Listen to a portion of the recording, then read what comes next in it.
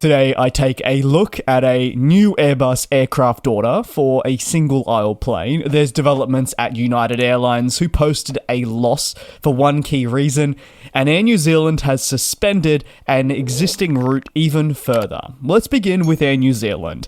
They're extending the pause of their popular Auckland to Chicago service as a response to the ongoing engine challenges that are impacting its operation. An updated service suspension is expected to continue into the second half of 2025, which adds almost another full year to the suspension that was already in place. Previously, Air New Zealand said that the Auckland to Chicago flight would resume sometime in October of this calendar year. However, now it's become increasingly more likely that will not take place, with now us getting that firm confirmation. The airline adds that service resumption will only be possible when they take delivery of a new 787 aircraft. However, the resumption will only occur also if no further delays to the delivery timeframe take place. The airline was forced to suspend service initially because of the ongoing availability problems of the Trent 1000 engine with Rolls-Royce.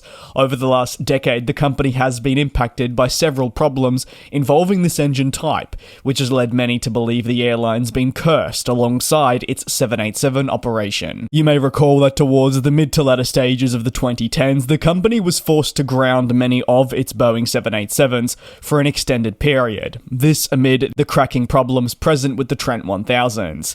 As a result, and not for the last time, the company was forced to look towards the leasing market to cover for the lost capacity it was experiencing. Air New Zealand, though, is hardly the only airline experiencing negative ramifications from engine difficulties, as this is very much an industry-wide problem. Away from the Rolls-Royce Trent 1000 difficulties, attention lies on the Pratt & Whitney geared turbofan engine problems, or GTFs.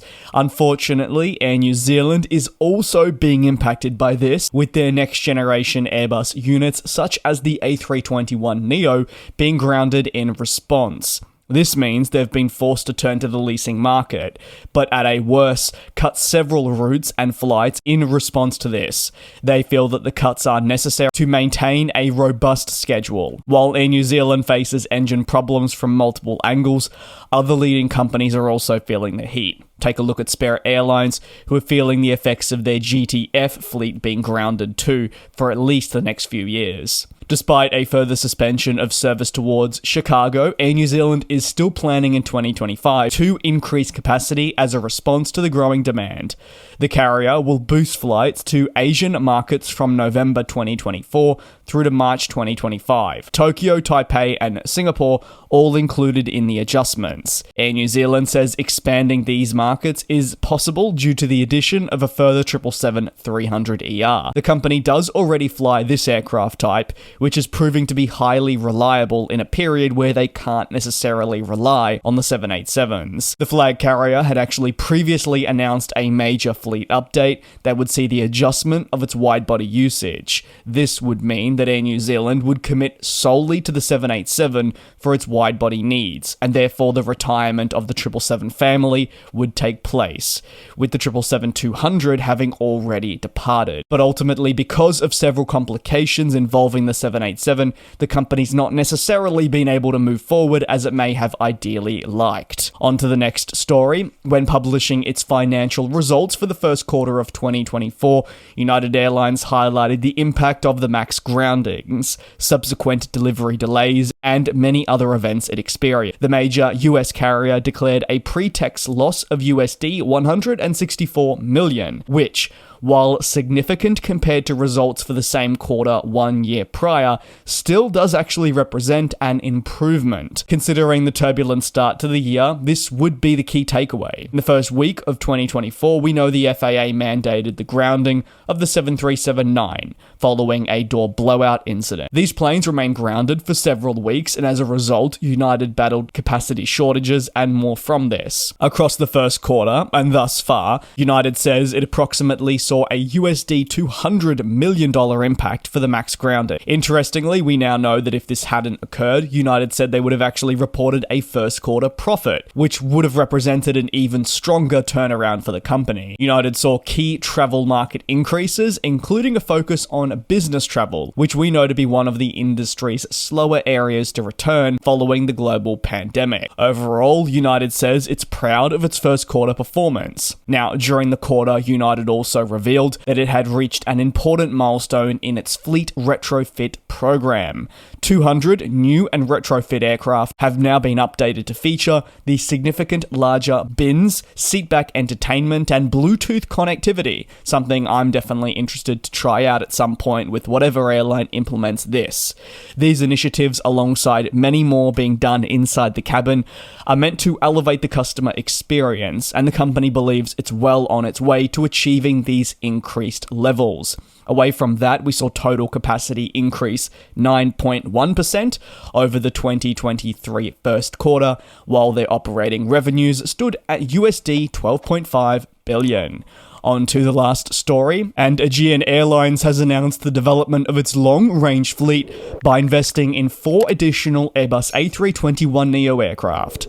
As part of the investment, the airline has focused in on, yes, the A321neo series, but really focusing on the ones that come with extra range capabilities. This means the carrier will likely deploy either the A321LR or A321XLR, with the specific variant not being publicly disclosed. The next generation aircraft will allow the Greek-based airline to extend its capabilities to several markets in the 4 to 7.5 hour flight market. The carrier does also want to extend beyond the EU with these jets.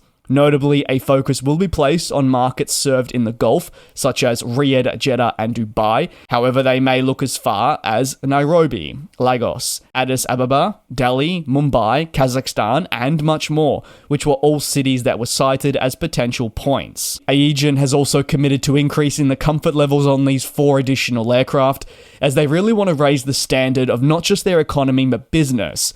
How will they go about doing this? Well, they are saying that these new aircraft that they're taking on will have a capacity reduction from the 220 seats that are on your typical A321neo. These extended range variants will feature less than 180 seats to cope. Inside the cabin, there'll be, yes, IFE screens in every seat, and they're hoping to implement next generation satellite connectivity as well, while committing to adding premium lie-flat business seats. These aircraft are slated to be delivered from 2026 through to 2027, and they're being upgraded and labelled internally as special purpose aircraft. It is very exciting to see what these extended range A321s, once they're introduced, will be able to do for an airline like what I'm discussing today. But there are many more cases right around the world that are awaiting planes such as the XLR. What routes are they going to deploy them on? How are customers going to find it? And how is it going to equally perform?